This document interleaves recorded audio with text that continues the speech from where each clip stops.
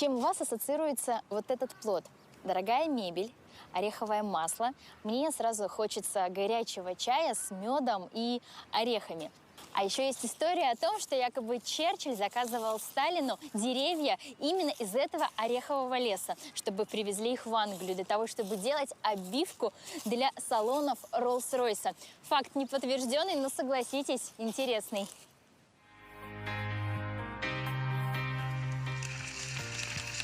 Вам не страшно? Чуть-чуть страшно. Это как казинак, такой большой. Чем деревья старше, тем его плоды вкуснее.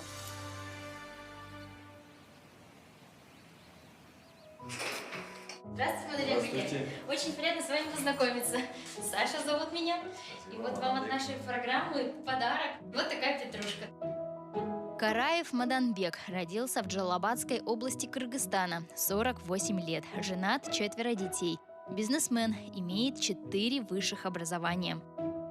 Почему вы решили именно орехами заняться? Ведь вы сами начинали, насколько мне известно, рис сажать. В нашей стране продажи орехов не было. Перестройка, потом бизнес начался в Кыргызстане, начали приезжать инвесторы. Мы, скажем, объездили весь наш Джалалабадскую область, ореховые леса. Я увидел эти объемы и поверил, что этот продукт нескончаемый, ее будет больше.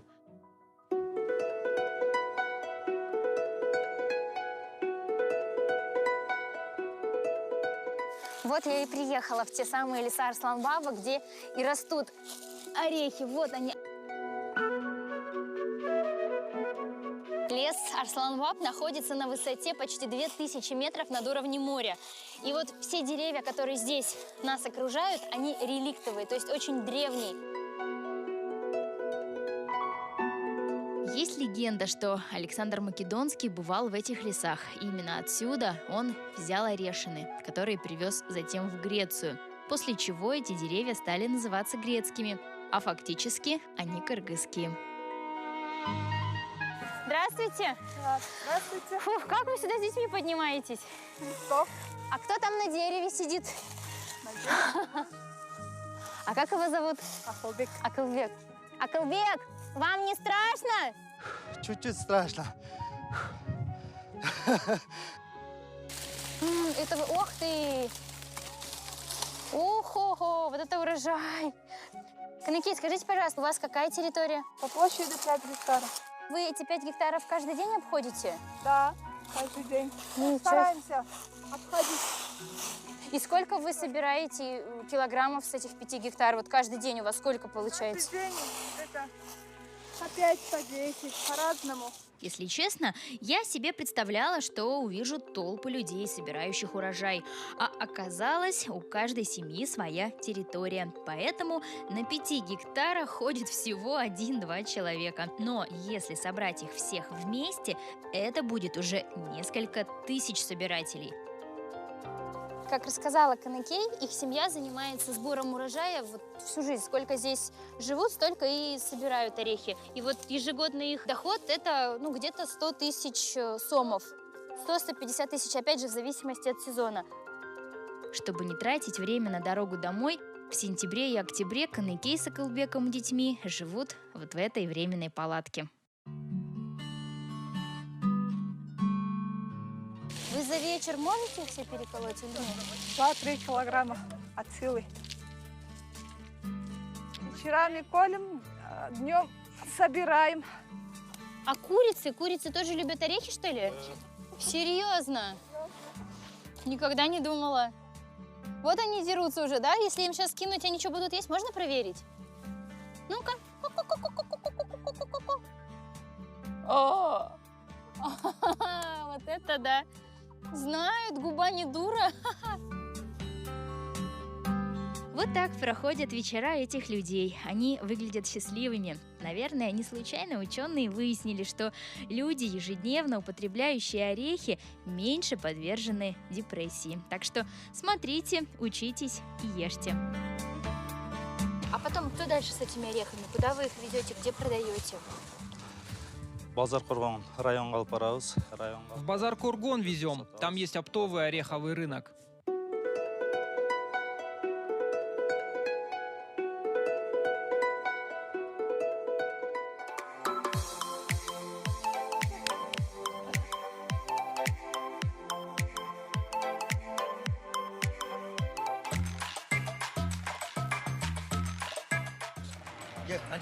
Почем отдашь? По 100 отдам. Давай по 75. Нет. Давай, долго так будешь стоять? Ладно, давай забирай. Сейчас еще нет 7 часов утра, мы с Подовеком Байке приехали на оптовый ореховый рынок. Наружу вот здесь идет торговля с орехами в скорлупе. Их покупает здесь местное население, которое ее раскалывает. На следующее утро приносит на рынок. Орехами там? здесь внутри Пойдемте идет торговля смотреть, что там, потому что- очищенными орехами. Это такое ощущение, что мы с вами в какой-то улей попали прям. Те, кто забирали вчера, Ага. купленный орех. Они раскололи на утро, за да, ночь? на утро, да, за ночь и передают здесь скупщикам. Это место напоминает какую-то ореховую биржу. Кто даст больше, кто даст меньше, продано. Сейчас начинается перепродажа, там уже будет ясно, нам покупать сегодня или не покупать. От чего зависит эта цена? Почему она сегодня может быть высокая? Ну, от спроса. В день заходит 10 человек, в день заходит там 20 человек. Я все равно не понимаю логики. Зачем нужен перекупщик? Каждый занимается своим делом. Просто им заказываем, что мы сегодня покупаем определенное количество, они набирают, нам перепродают. Этот процесс уже устоявший. Просто Восток дело тонкое. Это на самом деле так, да?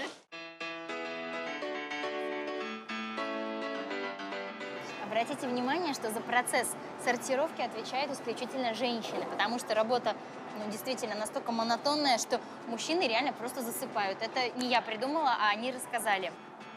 Так вот, одна девушка, сидящая со мной по соседству, в день перебирает до 120 килограммов орехов.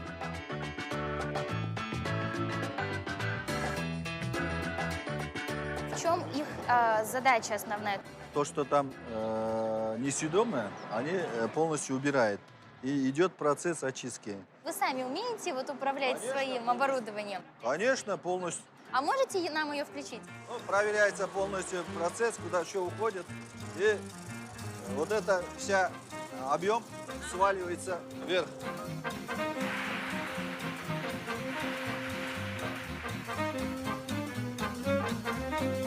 Он действительно умеет, разбирается. После калибровки людям легче работать. Нужны еще помоек, нет? Или этого хватит?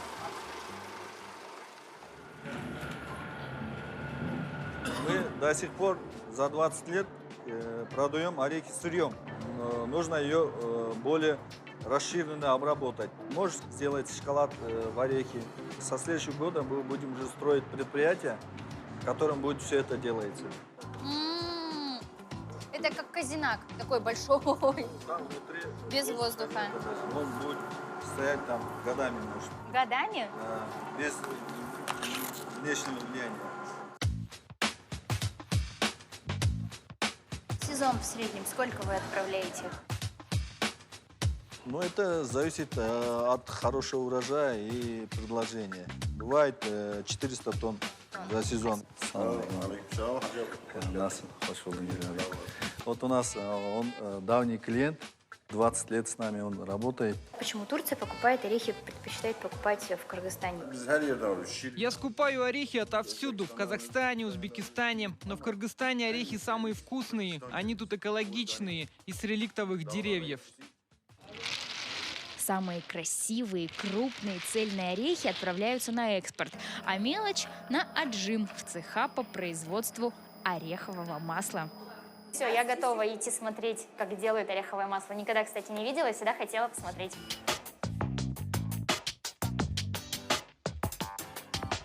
А кто-то говорит, что похоже на оливковое, но вот я нюхаю, это совершенно что-то другое, но вкус очень насыщенный.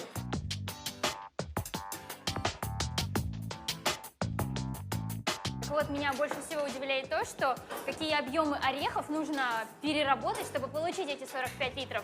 Нужно 140 килограммов орехов. Представляете, как много и как мало на выходе. Вот, кстати, обратите внимание, цвет на выходе у масла получается совсем не тот, что когда на розливе мы видели. Вот именно после фильтрации будет тот самый прозрачный янтарный цвет.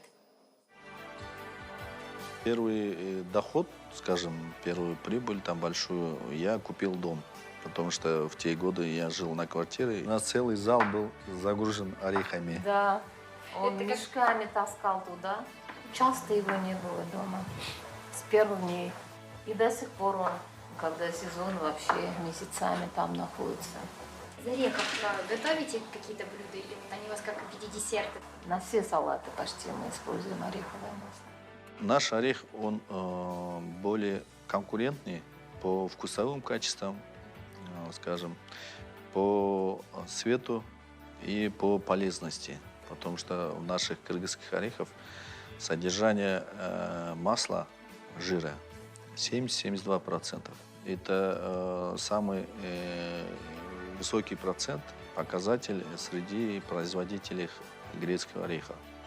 Но не может не пугать потребительское отношение к лесу, из-за чего сокращается его площадь. Да, работники лесхозов высаживают саженцы, но вырасти новым деревьям непросто, потому что на территории пасется скот, и орехи собираются до самого последнего килограмма, хотя часть должна оставаться в земле.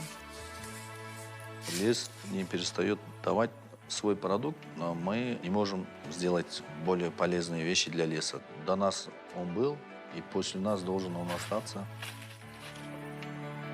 Эта поездка получилась очень насыщенной. Я побывала в самом большом ореховом лесу в мире. Увидела настоящую ореховую биржу и попробовала ореховое масло. Скажу честно, берет гордость от того, что в Кыргызстане сохранились такие уникальные реликтовые леса. Но хочется, чтобы с каждым годом таких ореховых плантаций, как вот на той горе, было все больше и больше. Вот такая петрушка.